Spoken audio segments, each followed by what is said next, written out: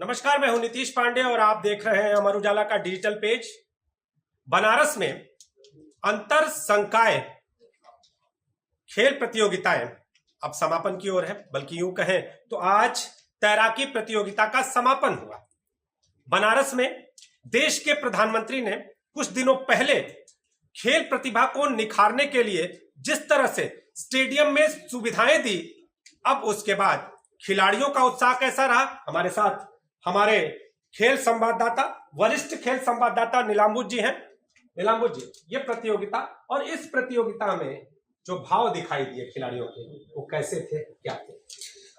बनारस तो वैसे ही गंगा के किनारे है। कहा जाता है कि जहाँ गंगा हो और वीर हो तो खेल होता ही होता है। तो अभी बीएचयू में अंतर संकाय तैराकी प्रतियोगिता हुई, जिसमें 80 खिलाड़ियों ने 4 इवेंट में प्रतिभाग किया।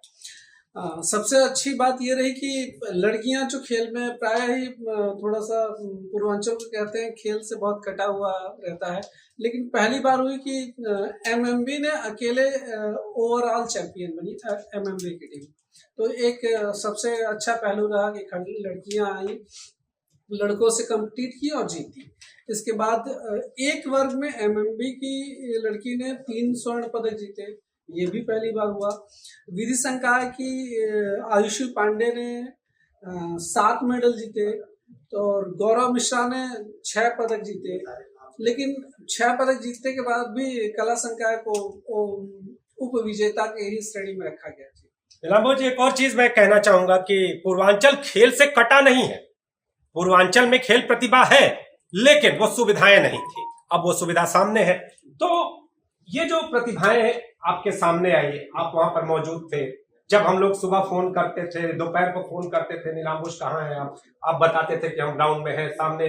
तो हम वो चीजें जानना चाहेंगे कि ये जो दिन आपने देखे कि किस तरह से खेल प्रतिभाएं, खासतौर पे पूर्वांचल की जो महिला शक्ति है उसने अपना प्रदर्शन किया, तो ये भाव क्या थे, क्या था? पहले तो बता दें कि बनारस में अभी सिगरा स्टेडियम, अभी खेल सुविधाओं में काफी तरक्की हुई है। जैसे लालपुर का स्टेडियम वो संकुल हो चुका है, क्योंकि वहाँ 12 खेल होते हैं, तो वहाँ के भी लड़के अच्छे खेल निकल रहे हैं। बनारस में जूडो का एक गांव है, जूडो का एक गांव पूरे नेशनल लेवल पे जूडो का एक गांव है, भट्टी गांव है, जहाँ के लड़के आगे निकल रहे हैं। सिगरा का इंटरनेशनल स्टेडियम, जहां एनसीओई, जहां 4 इंटरनेशनल स्तर के 4 खेलों की ट्रेनिंग दी जाएगी, चारों कॉम्बैक्ट गेम है। इसके बाद है इंडोर स्टेडियम, और जिसमें 22 खेल होंगे, और ये 22 खेल अंतर्राष्ट्रीय लेवल की सुविधाओं के साथ होंगे। तो बनारस में आने वाले दिनों में काफी अच्छी सुविधाओं होने के साथ अच्छे खिलाड़ी निकलेंगे। जैसे अभी हमने देखा कि वहाँ 12 खेल होते हैं, तो वहाँ के भी लड़के अच्छे खेल निकल रहे हैं।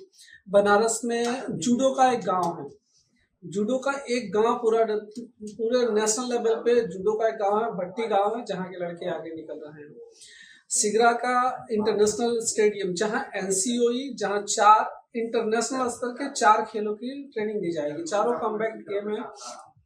इसके बाद है इंडोर स्टेडियम, और जिसमें 22 खेल होंगे, और ये 22 खेल अंतर्राष्ट्रीय लेवल की सुविधाओं के साथ होंगे। तो बनारस में आने वाले दिनों में काफी अच्छी सुविधाओं होने के साथ अच्छे खिलाड़ी निकलेंगे। जैसे अभी हमने देखा कि हॉकी में पूर्वांचल से ललित उपाध्याय हो गए, उसके बाद से राजकुमार पाल हो गए।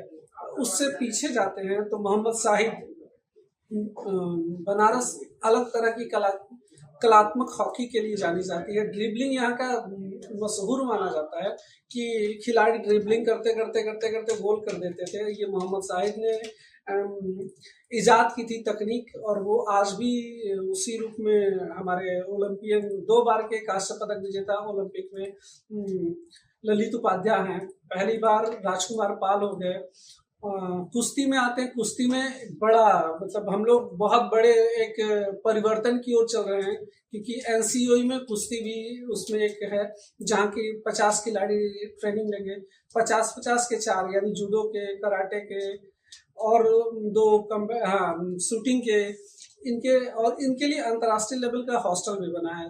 एनसीओई के सामने ही 100 मीटर पे 50, उसमें 50-50 के इंटरनेशनल लेवल के लड़के यहाँ रहेंगे, इंटरनेशनल खिलाड़ी रहेंगे, एनसीओई में प्रैक्टिस करेंगे और बाहर इंटरनेशनल खेलों में शामिल होने जाएंगे।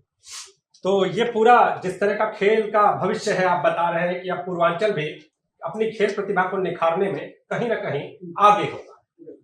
जो मेरा सवाल था आपसे पहले कि जो आपने इस पूरे खेल के दौरान, जिसमें महिला शक्ति का आप जिक्र कर रहे थे, तो ये जो पूरा का पूरा आयोजन था आपकी नजरों से कैसा, और महिलाओं के क्षेत्र में खासतौर पे पूर्वांचल को किस तरह का एक नया आयाम मिल रहा है, क्या लग रहा है?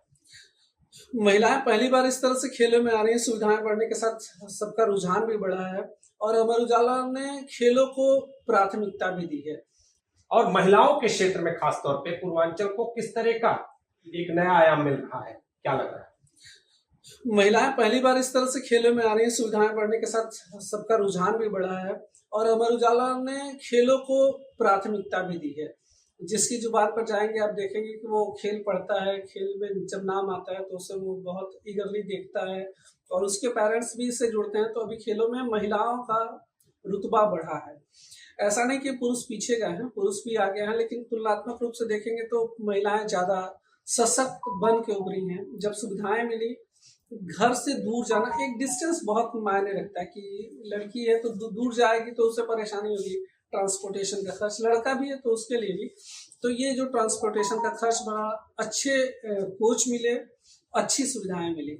बीएचयू का स्विमिंग पूल, बीएचयू में 2 स्विमिंग पूल हैं, दोनों ही बेहतरीन, वहाँ पे इंटरनेशनल लेवल के कोचेस हैं, जिसका फायदा खिलाड़ियों ने उठाया।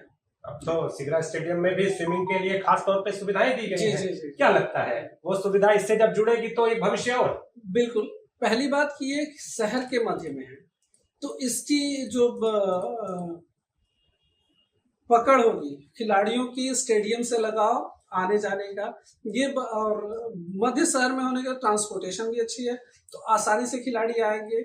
और इसका तो बहुत, क्योंकि ओलंपिक साइज का पूल है, स्विमिंग पूल है, 2 स्विमिंग पूल है, एक वार्म अप और एक इंटरनेशनल लेवल के प्रैक्टिस, मतलब प्रतियोगिताओं के लिए। तो ये बहुत बड़ा होगा। इंडोर स्टेडियम में बास्केटबॉल के, बैडमिंटन के, जी, तमाम तरह की सुविधाएं। और एक अगर हम ये जानना चाहें कि जो तैराकी प्रतियोगिता में जिन महिलाओं ने, जिन बेटियों ने प्रदर्शन किया, अब ये आगे क्या करेंगी? आगे क्या एक और प्रतियोगिता होगी या इनका प्रदर्शन अब आगे किस रूप में आपको देखने को मिलेगा? इसके बाद नेशनल चैंपियनशिप में कुछ खिलाड़ी जा रहे हैं, जैसे उसमें कुछ जो स्वर्ण जीते हैं अखिल भारतीय प्रतियोगिता में हिस्सा लेंगे। कुछ लोग को इंटरनेशनल लेवल के सिंगापुर में एक इवेंट है उसमें जाने वाले हैं। तो ये अगला इवेंट इन लोग के बड़े हैं, इसके लिए वो लोग तैयारी भी कर रहे हैं। एक लड़की ने बताया कि मैं क्लास जब फ्री हो जाती हूँ तो मैं ड्रॉ प्रैक्टिस करती हूँ, मतलब उसमें पानी में उसे नहीं जाना होता, पानी के बाहर ही तैयारी करती है। तो स्विमिंग क्लास से छूटी तो उसने प्रैक्टिस किया, फिर उसके बाद से स्विमिंग पूल में, तो काफी अच्छा है। तो कहा ये जा सकता है कि जिस तरह से प्रयास कहीं ना कहीं हर स्तर पर हो रहे हैं और आने वाले दिनों में ये प्रयास रंग लाएंगे। तो नीलांबुज हमारे साथ थे, इन्होंने इस पूरी जो आपको खेल की जो हर एक चीज है, हर एक बारीकी है वो बताई। आने वाले दिनों में ये खेल प्रतिभा किस तरह से निखार का रूप लेगी ये भी बताया। आप जुड़े रहिए अमर उजाला के डिजिटल पेज के साथ। अगर आप ये वीडियो YouTube पर देख रहे हैं तो हमारे चैनल को सब्सक्राइब करें और बेल आइकन को दबाना ना भूलें। अगर आप Facebook पर ये वीडियो देख रहे हैं तो हमारे पेज को लाइक करें।